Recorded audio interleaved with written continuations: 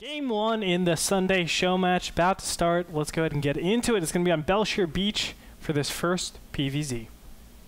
Exactly. We have Socke against Sheth. We have a PVZ, as Gretorp just mentioned. And at the top left of the map, in the red color, we have the player from Germany, 24 years old. It is none other than Socke. And he is up against the Bear at the bottom right. In the purple color, our player for Team Liquid, Zerg, it is Sheth. And ZVP is kind of interesting on this map. We've seen a lot of great games come out from bel'shir Beach.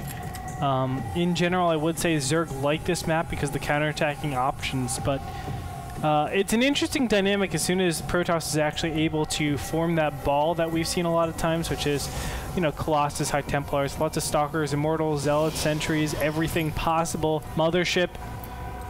And we have this thing where it's like Zerg is dodging forever, and Protoss is just trying to track down that army.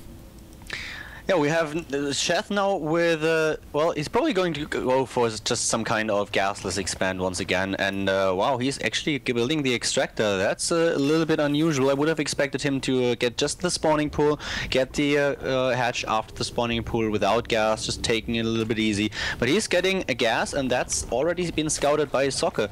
So Socke will know that we have 14 gas, 14 pool, and this is pretty interesting. Let's see what exactly Sheth is going to do, because Socke building a pylon at the ramp, and bel'shir Beach features a ramp that's very, very wide, and if you include the pylon into the wall in, of course there's always the option for a 14-14 starting Zerg player to bust. Yes, it'll be interesting. Obviously that 14-14 spawning pool and extractor will give him the ability to... What are you worrying about? He's going for a Nexus first, even though he scouted the gas. Well, here's the thing, right? You can still get down cannons in time when the Zerglings come out. Remember, he went the extractor first and then the spawning pool. So he nerfs his spawning pool time, right? The spawning pool, if it went down earlier, like at 14, maybe then, I mean, bel'shir Beach is still a big map, but maybe then he would have to put down the forge a little bit earlier. But because the Zerglings won't come out for quite a long time, he can kind of wait for that forge to pop up and then throw down the cannons. He's even putting down a gateway. He's relying on a full wall-off to actually stop any form of Zergling speed to actually run by, and I think that's the correct way to actually do this. So it might be a little hard to actually get in there. Yeah, you're perfectly right in regards to the timing of the pool. I'm just a little bit surprised that he is not trying to play a little bit more defensive, because, as I said, there is always the option of just busting, and that might be something that Sheth is going to consider. He has an Overlord on top of his opponent's expansion. He knows about the timings of everything. There's one cannon so far, and if the probe is actually about to die. It just died. The Zerglings have been killing, and there's the Baneling Nest. He's building the Baneling Nest. He's going for the speed. He is going to bust Gretorp. This is exactly what I've been talking about. And there are two pylons in the wall. And this is really risky by Socke. Yeah, I'm actually really surprised that Socke went for the double gas. A lot of times when you see this, you say, okay, my opponent does kind of commit a lot of minerals and stuff like, and gas obviously to this early game stage. They're not getting a huge economy just yet, so they're kind of, you know, vulnerable in their economy. You don't have to get double gas. In this stage, he wants to actually get more cannons, so obviously this Baneling bust is going to do tons of damage. He's going to be able to get in there and probably overwhelm Socke. This is going to be a really huge problem for Socke now. There are already a lot of Banelings. He needs more Zerglings, but they are already streaming towards the entrance. And there are 2 points where he can actually try to just bust. He should try to bust the right side, and that's exactly what he's going to do. There are no force fields, obviously, not a single sentry just yet. He's blocking his Banelings, a little bit of a misstep, but now he's streaming in with everything he has, and he can just try to take down the cannon. The Banelings not doing all that much damage. I think he should have used at least one of them to take down the cannon. The cannon already has 7 kills, but here we are. Finally, he has a sentry. The sentry placed on a force field is going to get killed as well. Banelings in the main base. All of the probes are already damaged. 4 Zerglings trying to take them down. Oh my god. It's going to be a wonderland for these Zerglings. They're going to kill so many probes, but they actually target down the healthier probes right there. And it does look like Socke kind of stabilized a little bit, but as more Zerglings get in here, and especially with those Banelings, he has no response to them. These two Banelings are going to be clutch. And now we have 2 cannons at the main base for Socke. This is obviously really important that he is able to save this base, but at the same time his expansion is going to die, all his tech is going to die. I don't think that Socke can do anything about it. The cannons in the main base will help him a little bit. This is usually something that you do when your opponent is starting with a very early pool, like 6 or 7 pool. You realize what's going to happen, that you can't wall off, so you place down cannons in your main base, but then you have the advantage that you have a much higher probe count, and that's something that Socke doesn't have. 15 to 15 drones, and he's going to lose all the buildings of his wall in. Sheth is just now crushing down every single structure. The forge is dead, the power is going to die, cybernetics core. He might be able to finish the warp technology, but still, this is brutal. Yeah, I mean, obviously his warp gate is going to finish there, but he's so far behind at this point. Sheth is right now, let's go ahead and look at the income above the harvester count of his opponent. Now Socke, I think he has one move, and that's to all-in at this point. He is still mining gas, which is a little bit weird. I would have thought he actually stops mining gas, but what does Socke do from here? He has no good continuation to this. No, he doesn't. He's just clinging to straws now. He has to pull off some kind of miracle, some kind of all-in. And for Sheth, the most important thing is to have a very good scouting. He should start to scout everywhere in order to make sure that there's no probe, that there's no hidden buildings, and of course also the overlords hovering above the main base, just to give him an idea of what's happening. Zerglings are everywhere, just poking a bit, and Sheth is now transitioning. He's getting tons of drones. At the same time, he's getting a third. He's on 26 drones already.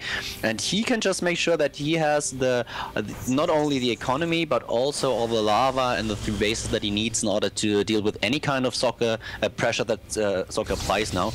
This game should be over. I'm not quite sure if it is, but it should be over. If Socke is going to take this game, this would be a miracle comeback. Oh yeah, right now it looks like 3 base Zerg about to approach. Now Sheth might be playing a little bit too greedy here. Obviously, this third hatch does give him his opponent another option to actually attack into, but I don't think that's going to be a huge deal, seeing as how far behind Socke is. So right now, Sheth just has a commanding lead. I want to go back to that. I mean, I think the critical thing at defending that was getting that second assimilator is really often. Not only that, Socke wasn't even able to see if his opponent was going for something like a 1 base all-in, so that hurt him even more. He didn't even know it was coming, and that's why we have these positions currently. So Socke not looking good, and we'll see how he actually transitions, because it's going to take a miracle for him to come back. Exactly. The thing is that Sheth didn't even play it perfectly well, because he just, at the beginning, his Zerglings blocked the Banelings. He couldn't bust in when he wanted to. He lost a couple of units to the cannons because of it. And then later he could have just killed way more drones, way more probes of his opponent if he would have sent in a bunch of additional Zerglings. But as it is, we have Sheth now on a 33 drones on 3 base against 28 harvesters. Socke is apparently just trying to stabilize again. He's on 3 gates now, and he's going for a 3-gate expansion after what he lost in the early stage. He's sending out phoenixes, hallucinated phoenixes, in order to get scouting information. But Sheth was already in the position where he scouted the whole map, so he knows there is just nothing so far, and he can just crush his opponent. I don't think that Socke has a fighting chance. He's trying, and I give him credit for that. He's trying to stay in the game, but if Sheth doesn't make any huge mistakes, he is just already so far ahead that he can't lose the game anymore. Here you go. Zerglings are going to stream in here, and they're going to go directly past. I'm not sure what they're going to really do with those cannons being over there, but he's going to hold position most likely. Nope. They're just going to run past. Now, there's a ton of roaches on that bottom ground. Can Socke actually stop this? It looks like the 2 force shields will go down. It helps out quite a bit, but Zerglings will flank from behind. And that means the sentries are going to be very vulnerable to those roaches. Roaches are going to push forward here, and if they target down the sentries, that's going to be it. I mean, I have no clue how he's going to actually stop this. Yeah, he can't. He's losing sentries, and he's still on 1 base against 3 bases. Sheth is applying some pressure. He could have just tried to go for a huge tech, like trying to go for 3 base Mutalisks and overwhelm his opponent, but he knows that this might leave him vulnerable to counterattacks, so he's putting on some pressure. At the same time, now finally starting his tech. He's 20 harvesters ahead, and he's pulling back again. He knows that he just needs to do some damage, needs to delay the 2nd base of his opponent, that he's in a beautiful position, and he doesn't need to overextend right now. I actually like that he's playing it smart. Yeah, and Sheth obviously just with the gigantic advantage here. There's not really much more to say because his economy is thriving at this point. He has more production than his opponent. He has better upgrades than his opponent. He has more army than his opponent. He's adding 10 drones now and still applying the pressure at the same time. Socke on one base, and this is just too brutal to be true. If you are a Protoss player and you're stuck on one base while your opponent already has a third being saturated, is tagging, then there is just nothing that you can really do to come back into the game. You have to hope for this one counter attack that you do, that this will do enough damage, but with all the units in position, we have the Overlord and the Roaches in a position where they can spot Socke moving out. So what Sheth is going to do now upon finishing Lair and seeing this, he's going to get his speed for the Roaches, he's building Roaches, he's building Zergling, he is going to be ready. Yep, and Socke is going to push forward, I guess, for... I don't know if what he's going to actually do with this. I think he just needs to... Okay, so let's try to think up ways Socke can get back into this. If Sheth actually keeps committing to him and loses a ton of resources worth of units, then maybe he's in a good position. But I think Socke actually being the aggressor is incorrect. He has to just turtle out. I don't think he can do anything. The one thing that can get Socke back into this game is if Sheth disconnects and agrees to a regame. That's absolutely true. I don't know, man. I've seen really, really scrappy games go down. In StarCraft Brood War, that happened a lot. Actually, like, I shouldn't say a lot. Not this severe. It's not like Socke is a bad player, just the situation as it unfolded after the first 5 to 8 minutes is so bad for him, and I don't think there's a player in a world who can get back after such a start. I'm trying to be hopeful here. That's what it comes down to. See, you have no national pride. That's your problem, okay? No, I actually think Socke has a very good chance in this best of 7, but I think the first game is just unwinnable. You could share the control of Socke's units between MC and, let's say, White Ra, and still you would lose.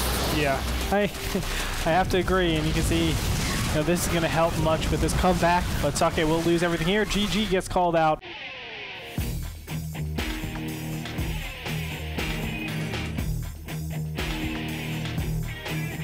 Congratulations to Sheth. He's going to take the first game. Very, I think, very clear-cut game. Can we agree with that, Khaldor? Yeah, it comes down to what we talked about earlier.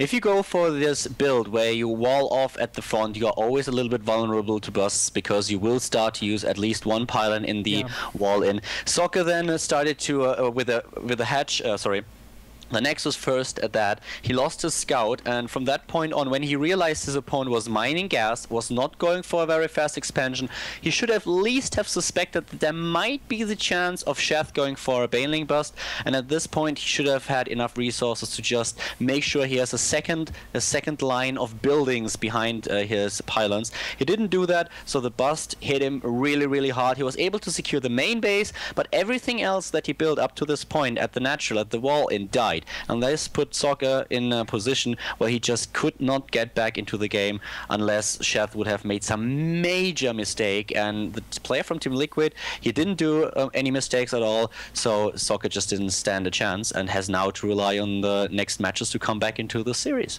Yep, and ladies and gentlemen, for those of you that don't know how to stop a Baneling bust like that, it's actually an excess, a surplus of minerals that you need. And that's why I was going back to the fact that that second assimilator hurts him so much. Yep. Not only is that 75 minerals, but it's 3 probes that's not going on mining. So what you're basically doing is nerfing your minerals. And what you actually do with the minerals is just block off. Keep doing SimCity, get an extra photon cannon there, you're good to go. You don't have to worry because they blast off on that one pylon. You have, let's say, 2 gateways directly behind that, so you're fine. You're good to go. But that's not something we saw that game, and Socke got punished for it. So GG goes out, and Sheth will take the first game. We're going to go to a quick break, and then we'll have game number 2. So don't go away, ladies and gentlemen. NASL Sunday Show Match. It's right here.